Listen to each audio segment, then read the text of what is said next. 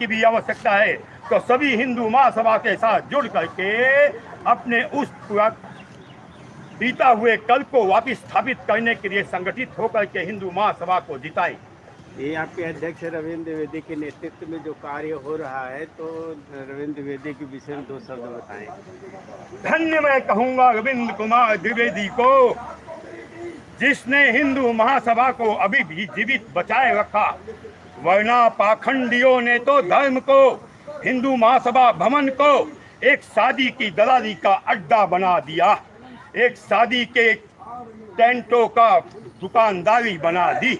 इन्होंने क्या किया, हिंदू महासभा के नाम को बेचा, वहां बैठ के उसके किराए को हजम कर गए, बस चंदा लेकर के चला रहे हैं। एक भी हिंदू महासभाई सिर्फ टीवी के अंदर बैठ करके शोर मचाता है। तो मैं कहता हूं, जैसे रविंद्र कुमार द्विवेदी टूटे पांव भी यहाँ पे आए और हम बांग्लादेश 1 तारीख को जाएंगे। तो ये हिंदू महासभा क्या कहते हैं यार, 10 मिनट हो गए,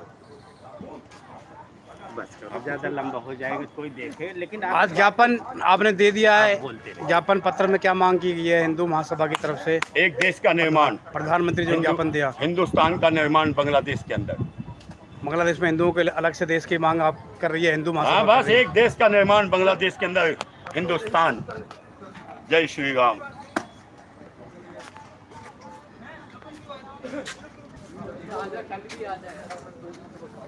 अरे रुके, बात करेंगे। मैं कैसे स्वतंत्रता का हर्ष मनाऊं, स्वतंत्रता का उत्सव, क्योंकि 14 अगस्त 1947 को कांग्रेस और अंग्रेजों ने मुस्लिम लीग के साथ मिलकर के मेरी भारत माता के 2 टुकड़े कर दिए थे। मेरी भारत माता की एक प्रकार से हत्या कर दी थी। मैं अपनी भारत माता के टुकड़े होने का उत्सव कैसे मनाऊं? केवल टुकड़े ही नहीं किए, लाखों करोड़ों हिंदुओं को बुरी तरीके से मार दिया गया। हमारी हिंदुओं की माँ बहनों को, स्तनों को काट दिया गया, उन्हें नग्न करके उनके साथ सामूहिक बलात्कार किए गए। उसका स्वतंत्रता का उत्सव मैं कैसे मनाऊं? नहीं मना सकता। उस विभत्स दृश्य को याद रख के, ये हिंद की आजादी अधूरी है और हिंदू राष्ट्र जरूरी है। और जब तक भारत हिंदू राष्ट्र नहीं बनेगा, पुनः भारत में वैदिक शासन प्रणाली लागू नहीं होगी। ये अंग्रेजों का 1860-70 का कानून भारत की भूमि से समाप्त नहीं होगा।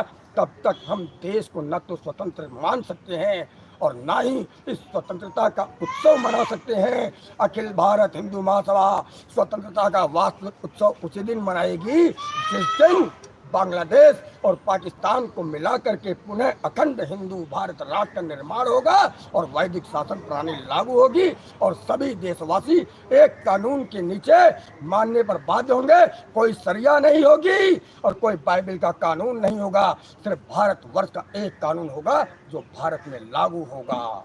यही मेरा संदेश है देशवासियों कि स्वतंत्रता के झूठे उत्सव में मत डूबो।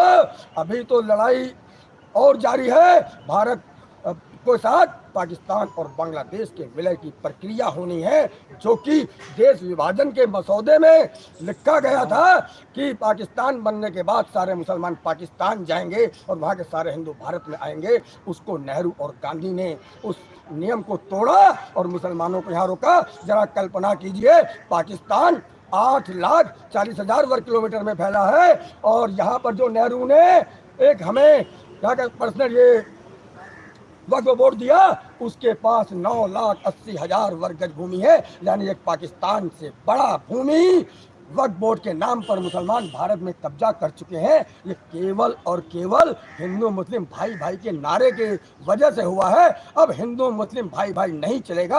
अब तो केवल जात पात की करो विदाई, हिंदू हिंदू भाई भाई के नारा ही इस देश में गूंजेगा और जिहाद मुक्त भारत भूमि बनेगी, आतंक मुक्त भारत भूमि बनेगी और उस दिन हम देश का वास्तविक स्वतंत्रता दिवस का उत्सव मनाएंगे। जय श्री राम, जय हिंदू राष्ट्र। ये पोस्ट कैसे होगी? यूट्यूब पे पोस्ट करनी है, लाइव चलाया था, ये कर दिया।